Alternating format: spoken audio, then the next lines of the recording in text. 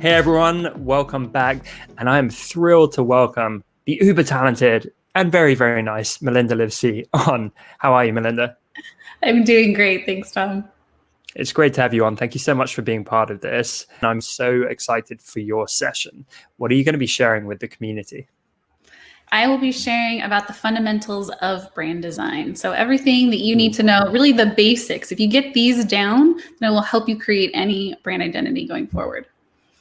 Okay, that sounds hugely valuable. So I got my notepad right here out of shot. I hope everyone has their notepads as well. Melinda, without further ado, do you want to kick us off? I'd love to. All right, so welcome to the fundamentals of brand design. If you're a designer, I know this is probably, you've seen Apple, of course, and you might love Apple. And for me as a designer, I love everything about it. I love the packaging, I love the design, I love the products. I feel as though the brand gets me. Like it's almost like a part of my life. It's a friend to me. And if you don't connect with this, let me tell you a story, because I was looking for a bed frame. And I wasn't just looking for any bed frame. I wanted one that made sense in my room, that I liked, that had enough room underneath the bed that I could fit all my boxes. And I found this brand called Thuma. And everything about Thuma, from the photos that they use, to the typography, to the design of their bed, everything was so thoughtful, was so well designed. And then I actually ended up purchasing the bed frame. And then I got this beautiful package with the packaging, which also was beautiful. I got this package of a door hanger, of directions, and a note from Thuma. And even the paper choice that they used was amazing. And I felt like, again, kind of like Apple, that they just fit into my life. Like they got me. They understood design, and they valued it just like I did. And so it made me really happy, not just to get a bed frame that I love, and that I love everything that is about it and how it's designed and how it fits in my room, how it fits all the boxes underneath the bed. I love the product, but even more than the product, I love the brand. I love what they stood for. I love their design aesthetic, just everything about it.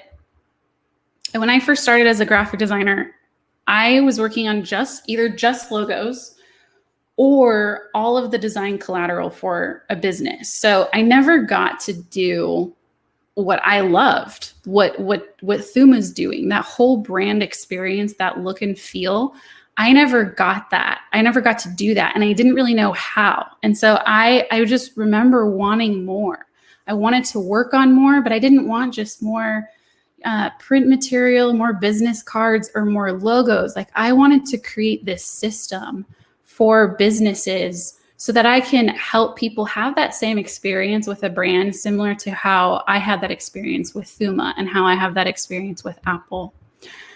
But at that time, early on in my career, I was really scared. I was really scared that I wouldn't know what made a good brand, and as opposed to a bad one, and what's included. And so I was really afraid of going out and doing that.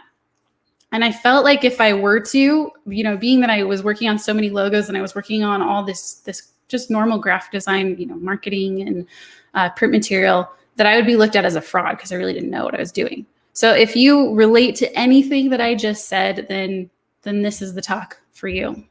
We're going to get down to the fundamentals, because I believe that the fundamentals, like Michael Jordan here, fundamentals, if we get down to them, they will... get the fundamentals down and the level of everything you do will rise. And I believe that too. So we're going to talk about what brand design is not first, before we get into what it is.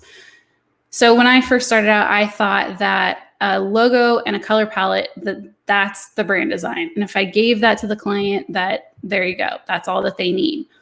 But that's not the case. It's also not just the subjective opinion of the client. If we go down that road and just try to design for what our client wants, that's not it either. And it's not showing 3 options and then hoping they pick the right one, or option 4 or option 5 or so on. So if that's what brand design is not, what is brand design? Brand is the perception of a business. And brand design is the visual language used to influence that perception. So if you've read about branding at all from Marty Neumeier, I know him in particular, he talks about branding is the gut feeling that somebody has about your business. So if a gut feeling and a perception is a brand, then brand design is all of the visual language that is used to influence the perception that we have about a business. I'm so glad you touched on that, Melinda, because we've talked about this on our podcast. I think it's quite a misperception. There's a quote where it's like, your brand isn't what you say it is, it's what other people say it is. And it's like, well, really, it's what you influence them to say what it is when you do it right. Exactly. I know some brands, well, no matter what, a business is intentionally or maybe unintentionally influencing that perception. So no matter if a business invests in brand design or not, they're still influencing the perception by every single visual thing that they put out into the world. They're saying something. And I figure if you can have control over that, why not? Why not influence that the way you want to, right?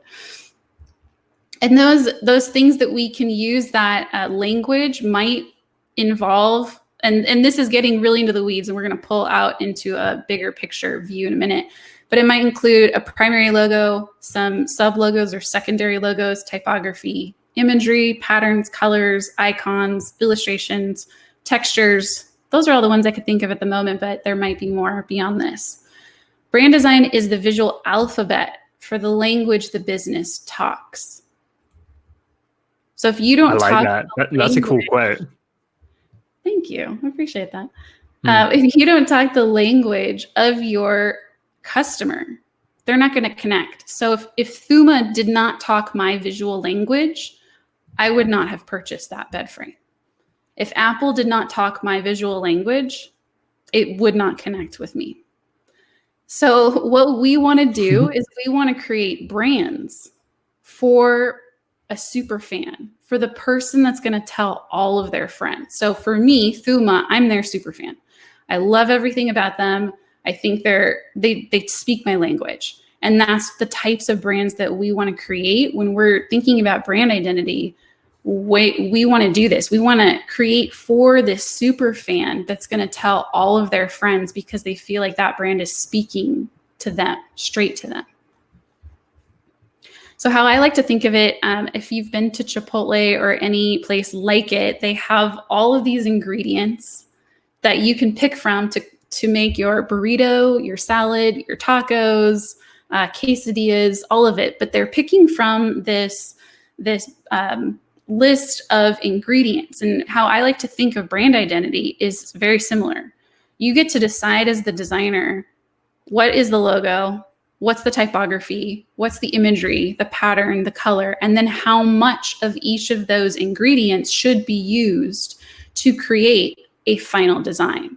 So you're creating this system, you're creating the ingredients that are later going to go into final designs, but you're the one that gets to decide this whole system and what designers, or maybe yourself, if you're going to design for this company, what you get to choose from later to create, again, the final design, the finished design. It's a really good analogy, actually. So if you're working with a business and you do want to do the brand identity, here are the 3 questions that I suggest you make sure to answer. Who is the business? Who needs to know? And what visual language connects them? And we're going to dive deeper into each of these. So I'm going to give an example of a project that I worked on. It was for Verona Homes, and I'll walk through those 3 questions and how we answered them. First off, who's the business? We got to know the owners. We got to know their purpose, their backstory, their goals, their mission.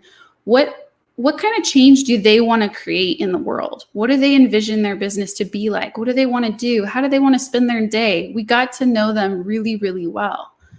We looked at the products that they made. They're beautiful homes, and they're on Los Angeles over here. And so we toured them. We really got to know every piece of the business on what are they trying to do?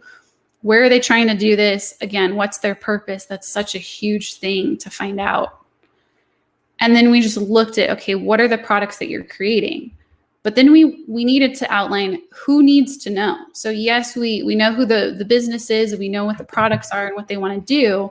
But until we know who it's for, then we can't make that connection. How can we sell to someone who we don't even know who they are? So what we did is we outlined who those people might be and what their life is like. What types of things do they wear? Where do they go to eat? What products are they already buying, so that we can come in and create a brand that looks like it fits their life. We don't want to stick out. We don't want them to even question or hesitate whether or not this brand is for them. So we really had to get to know who they are, where they hang out, who they talk to, what design are they already, like what language are they already speaking and already used to speaking. And so we got to know that as well. And once we knew those two pieces, who the business is and who needs to know, we were then able to figure out the visual language that connects them. So once we knew those two things, there was a lot of inspirational images that we picked up in mood boards and whatnot. And after all of that, we created this, which is a brandscape, or you might have seen these online as stylescapes from the future. And so we created this visual landscape. Like, this is what the brand looks and feels like. This is how the typography would be used. And here's the color palette and how much of that color would be used throughout the brand, and the pattern, and just different ways of using the sub logos and whatnot, and how things overlap, or maybe examples of printed material too, and imagery that would go on social media. So we created this whole overview of the brand, but then we broke it off into, we have the primary logo here. This would again speak to that ideal customer. The secondary logo, maybe one with a tagline on it. And we also made this more. Melinda, as a naive Brit, can I ask a question? Of course. So I'm guessing the numbers here are zip codes, right? They are, yes. Okay, good. Yeah, we have postal codes here where it's like numbers and letters mixed together, and it's even longer than this. Exactly. Yeah. And, I'm glad that you brought that up, because, someone who, like yourself, is not, let's say, the super fan, or not the person that we're targeting, wouldn't understand this language. So that was a perfect example of someone who, isn't the super fan, won't understand this language, but someone who is here will understand this. They know the postal codes, and they know that usually they do start with 9. And so they would understand this language. So I'm glad you brought that up. It's a perfect example. So we created all these different ways that the logo could be used, and it's very flexible, and it depends on how big it is. And so we have all these different things that we could do with it. We have the color palette. We picked the typography for it, the pattern, and then we put this into a brand guide. So this is the direction. This is the system that they're going to use, this business is going to use to create anything from here on out for their brand, from social media posts to marketing to business cards to events. And you'll see, I'll show some examples too of what that looks like. But again, you are picking, like that analogy before, you're picking the ingredients that the business can use to create any finished design going forward. And you get to plan out how that works. So for us, we decided that it would be really fun to have these different ways that the logo could show up in the brand, because we were putting them on different products and different printed material. And we thought, how fun would it be if we had a logo that was more fluid and could move depending on what it's put on, because that is what would appeal to that super fan, that ideal customer. And so it would be put into a brand guide like this. And again, this would be given to the business. And as a brand identity designer, you can decide where the relationship with the client ends. So if you just want to stop here and not work on any of the finished deliverables for the business, that's up to you. Or you could decide that yes, you and your client want to work together further, and you actually end up developing those deliverables afterwards. But at least you have the system that both you and your client have agreed on, and can create anything moving forward based off of this. So we'll go over some finished designs to show how does that system end up looking like when it's actually put on final designs. So here's an example of a magazine that they could put out. This was actually one of their apartment guides that they had. And so you'll see, there's a different ways that it could be used because of how we develop this system. So I love the mock-ups actually fit with the brand aesthetic somehow. Exactly. Smart. Yeah, that's a big deal too, especially if you're trying to get sign off from a client to not, I would suggest, because these are actually off of 2 of the mock-ups from Design Cuts, and I put them together. So I took one from one pack and then the background and the shadows from another and put them together. I didn't realize. Yeah, because I wanted to make it feel like, like Verono. You'll see. Maybe it wasn't the first one. I know that later on cool. I do use some new ones. Yeah. I like it. So business cards. So you definitely want to give that feel. Like, we're trying to sell the look and the feel of the brand, not just a logo and not just a typeface or a color palette. Like, we want to see, how do we use this across the board? How would this look across the brand? And if you're trying to get sign off on a brand identity from your client, I highly suggest using mock-ups, and especially ones that fit within the aesthetic of the business. Yeah. Jacob Cass is doing an entire session on the power of mockups later, and as our mutual friend Chris Doe says, it bridges the imagination gap. Exactly. I love how he worded that, because clients often don't have the imagination. If you just show them a flat graphic, they're like, well, I don't know how that's going to look. Yeah.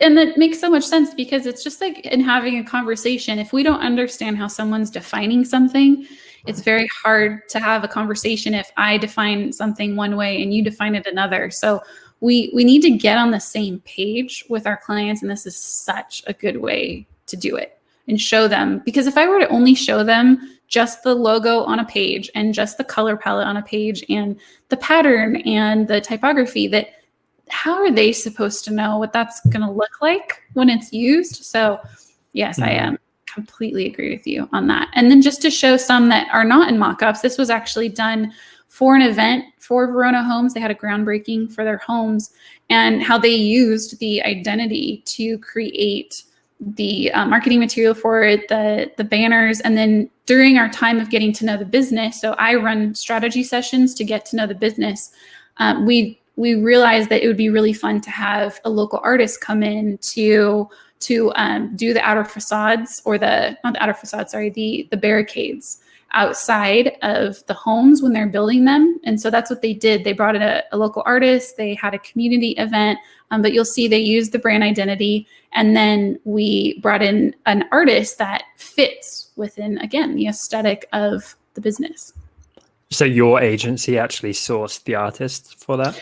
We did not. They ended up hiring a PR agency to do all this. The PR agency did everything. And then I think in-house they might have done the design. I believe they have an in-house designer. That's cool. Yeah. Okay. I was just going to say, Melinda, this looks like such a fun client, because there's nothing cooler than, it's so collaborative. You've got these other artists getting involved, the public getting involved. It's so community facing. It's really rewarding, right? Like, your work here is just blown up and like being seen by tons of people.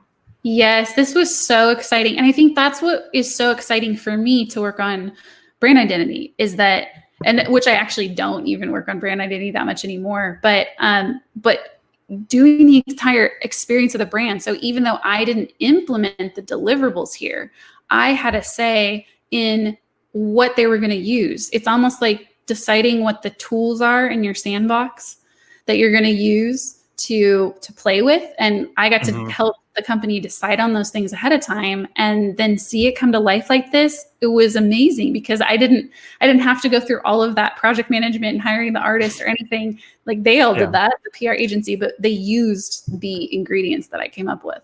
It was amazing. I'm super glad they involved you in that part. There's nothing worse than when you give over a beautiful design and then the client just destroys it by trying to do their own thing.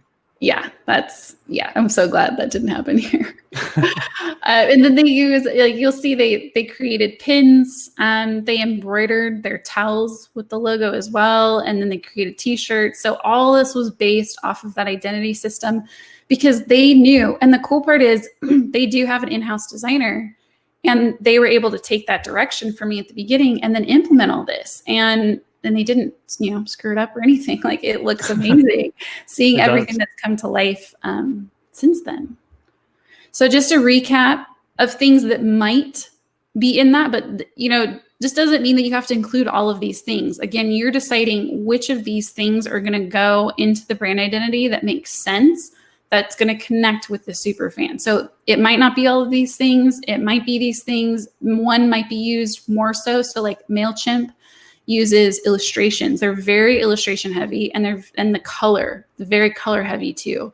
So they've decided to use those two ingredients and turn up the dial on those. So I just wanted to give a list of these things so that you could decide which of these things would make sense to use in the brand identities that you create, and then how much of those. So if you want to turn up the dial in color, if you want to be illustration heavy or imagery heavy, you can decide that, or nothing at all and just use typography. I love that. And again, this is so great on the back of the earlier sessions, because we watched Gareth David play with textures with his client example. We watched James Martin do a ton with patterns and weave that through packaging design. So as I say, Melinda, you're kind of bringing it all together beautifully. I love this. Fantastic. I wanted to also give just a recap of those 3 questions. I go really in depth with this. So I run brand strategy sessions that go super deep into number 1 and 2, and we touch on number 3 as well.